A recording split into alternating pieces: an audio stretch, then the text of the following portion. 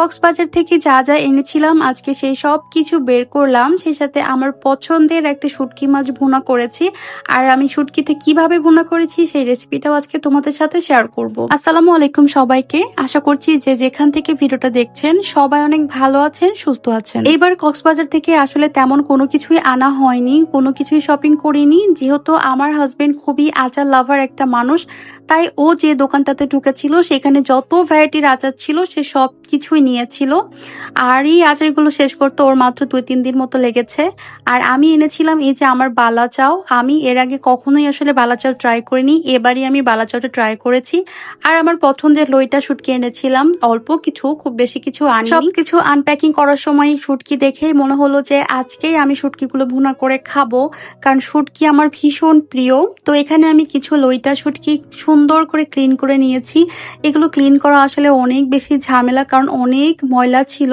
তো সবকিছু আমি সুন্দর করে কেটে পরিষ্কার করে একটা কড়াইয়ে কোনো রকম তেল ছাড়া কিছুক্ষণ আমি সুন্দর করে এগুলো ভেজে নিয়েছি। এরপর আমি গরম পানির মধ্যে ভিজে রেখেছিলাম কিছুক্ষণ। তারপর খুব ভালো করে নেড়েচেড়ে আমি 2-3 বার মতো গরম পানি দিয়ে সুন্দর করে ক্লিন করে নিয়েছি মাছগুলা।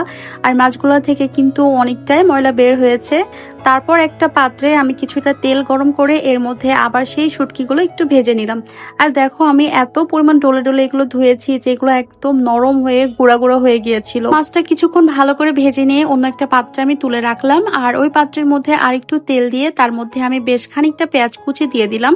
পেঁয়াজ কুচিটা একটু নেড়ে চেড়ে তারপর এর মধ্যে বেশ অনেকখানি দিয়ে দিলাম আস্ত করে রাখা রসুন।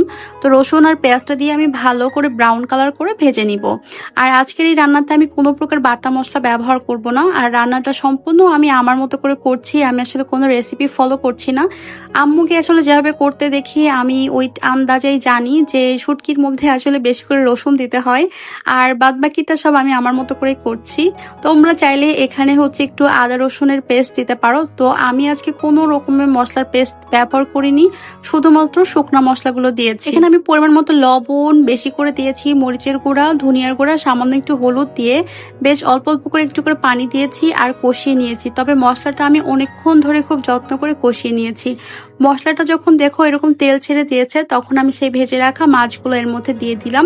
তো মাছটা দিয়েও আমি বেশ কিছুক্ষণ এটা মাখা মাখা করে একটু কষিয়ে নিয়েছি। আমার কাছে মনে হয় যে কোনো রান্নাতেই মশলাটা সুন্দর করে কষিয়ে নিলে রান্নাটা অনেক বেশি মজা হয়। তো আমি মাছটা সুন্দর করে কিছুক্ষণ কষিয়ে নেওয়ার পর এর মধ্যে দিয়ে দিলাম পরিমাণ মতো পানি। আর এই পানিটা দিয়ে সুন্দর মতো মাছটা সেদ্ধ হয়ে যাবে।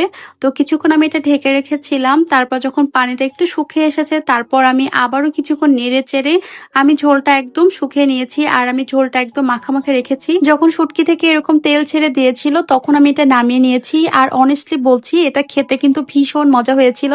আর তোমরা কিন্তু এটাতে অবশ্যই ঝালটা একটু বাড়িয়ে দিবে, তাহলে কিন্তু খেতে মজা হবে। তা আজকের মতো বিদায় নিচ্ছি, দেখা হবে নেক্সট কোনো ভিডিওতে। ভালো লাগলে অবশ্যই আমার পেজটা ফলো করে দিও। আল্লাহ হাফেজ।